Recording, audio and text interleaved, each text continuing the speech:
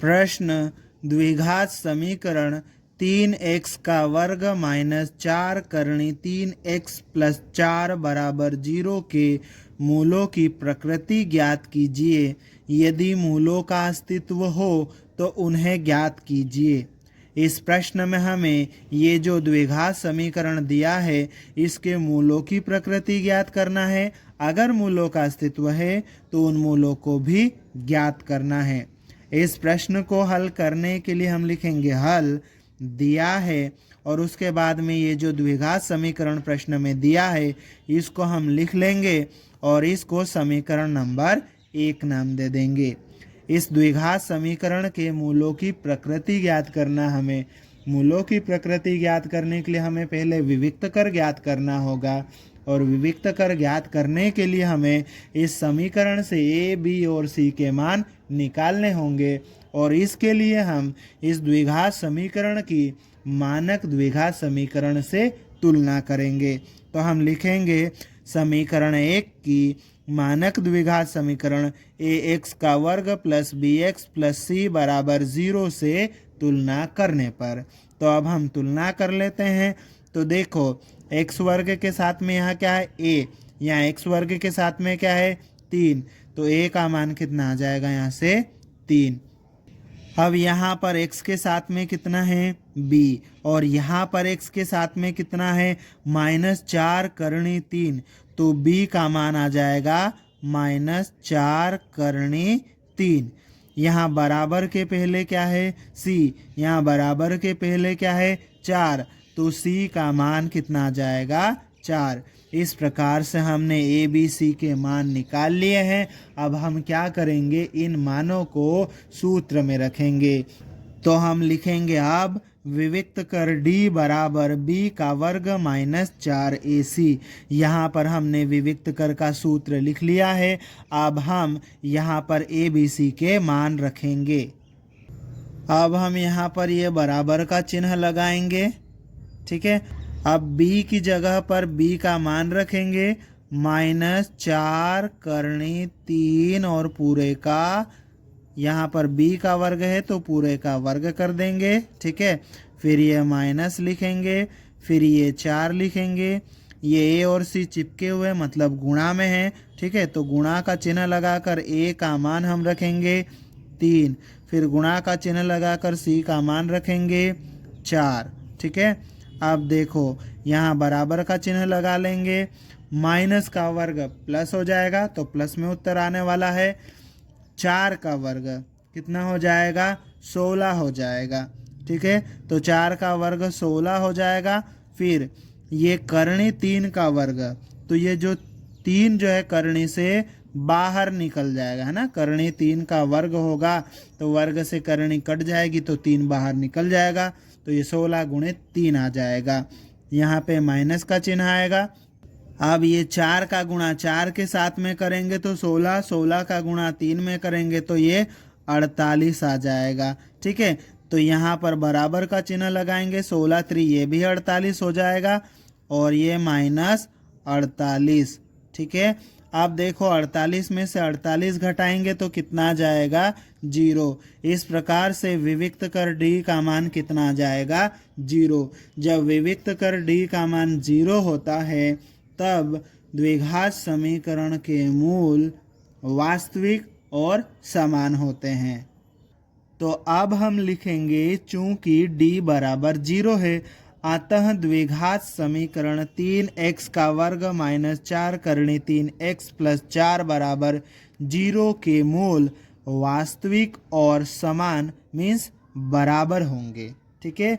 अब ये जो द्विघात समीकरण है इसके मूल वास्तविक है।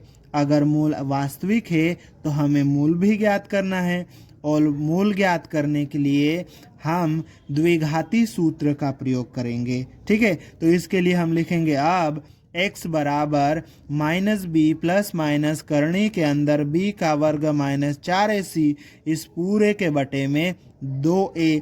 ये हमने द्विघाती सूत्र को यहाँ पर लिख लिया है। अब इस सूत्र में हम a b c का मान रखेंगे, ठीक है। तो ये बराबर का चिन्ह लगा लेते हैं हम और ये माइनस अब b का मान कितना है, -4 करणी 3, तो b की जगह पर हम मान रखेंगे -4 करणी 3। b का मान हमने रख दिया, ये प्लस माइनस। अब करणी के अंदर क्या रखना है, b² - 4ac। ये b² - 4ac ये तो विविक्त कर है और विविक्त कर का मान हम 0 निकाल चुके हैं, तो यहाँ पर दोबारा पूरा रख कर सोल्व करने की ज़रूरत नहीं है, डायरेक्ट हम यहाँ पर 0 रख देंगे।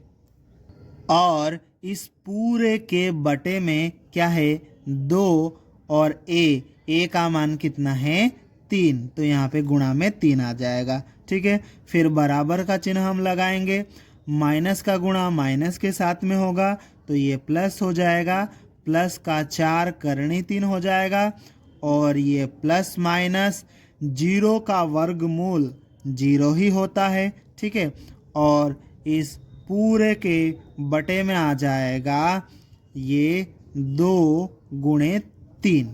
2 और 3 का हम यहाँ पर गुणा नहीं कर रहे हैं क्योंकि ये कटेगा बाद में। ठीक है, तो इसको ऐसा ही रहने दो। ठीक है, तो इस प्रकार से x बराबर आ जाएगा 4 करणी 3 प्लस माइनस 0 पूरे के बटे में 2 गुणे 3। अब यहाँ पर हम ये प्लस और माइनस इन दोनों चिन्हों में से दोनों चिन्हों को बारी बारी से लेंगे। ठीक है, इसके लिए हम लिखेंगे धनात्मक या प्लस चिन्ह लेने पर, यहाँ पर हम इसको प्लस चिन्ह लेकर सोल्व करेंगे, और दूसरी साइड हम लिखेंगे ऋणात्मक या माइनस चिन्ह लेने पर, तो दूसरी साइड हम माइनस चिन्ह लेकर सोल्व करेंगे। अब हम यहाँ पर क्या करेंगे, एक तरफ प्लस चिन्ह ले लेंगे और दूसरी तरफ माइनस। ठीक है, यहाँ पे क्या था, प्लस और माइनस दोनों था, तो एक तरफ हमने प्लस चिन्ह ले लिया और दूसरी तरफ माइनस चिन्ह ले लिया। ठीक है, अब हम इसको सोल्व करेंगे। ठीक है, तो ये बराबर का चिन्ह लगा देंगे हम। ठीक है, 0 जोड़ेंगे इस पूरे में। ठीक है, तो ये 4 करणी 3 ही आएगा। ठीक है, और इस पूरे के बटे में क्या है, ये 2 गुणे 3 है। आप देखो ये कटने वाला है, ये ऊपर करणी 3 है ना, तो ये जो 3 है इस 3 को हम करणी 3 गुणित करणी 3 लिख सकते हैं, क्योंकि करणी 3 का गुणा करेंगे तो वापस 3 आ जाएगा। ठीक है, और ये करणी 3 से ये करणी 3 कट जाएगा, इसलिए हम इसको 3 को करणी 3 गुणित करणी 3 लिख लेंगे। ठीक है, अब हम इसको काट देते हैं, ये करणी 3 से ये करणी 3 कट जाएगा, 2 के पहाड़े से 4 2 बार में कट जाएगा, 2 के पहाड़े से ये 1 बार में। ठीक है, और इस तरह से यहाँ पे क्या बचेगा, ऊपर 2 बचेगा और बटे में 1 गुणित करणी 3 कितना हो जाएगा, करणी 3। ठीक है, इस प्रकार से x का मान यहाँ पर क्या आ जाएगा, 2 बटे करणी 3। यहाँ पर हमने प्लस चिन्ह वाले को सोल्व कर लिया है, अब हम माइनस चिन्ह वाले को भी सोल्व कर लेते हैं। ठीक है, तो यहाँ पर बराबर का चिन्ह लगाएंगे, अब इसमें से 0 घटाओ। ठीक है, तो भी वही उत्तर आने वाला है, 4 करणी 3 ही आएगा।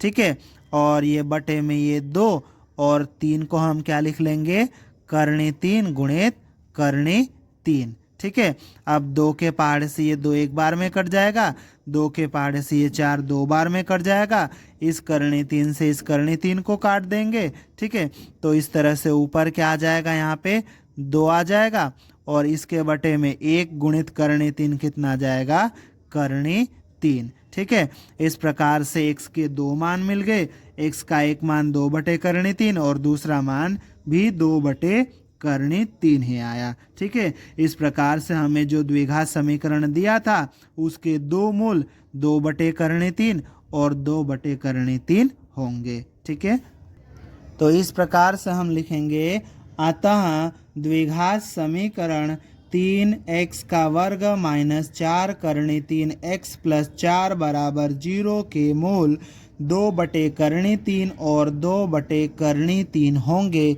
और यही हमारा उत्तर है।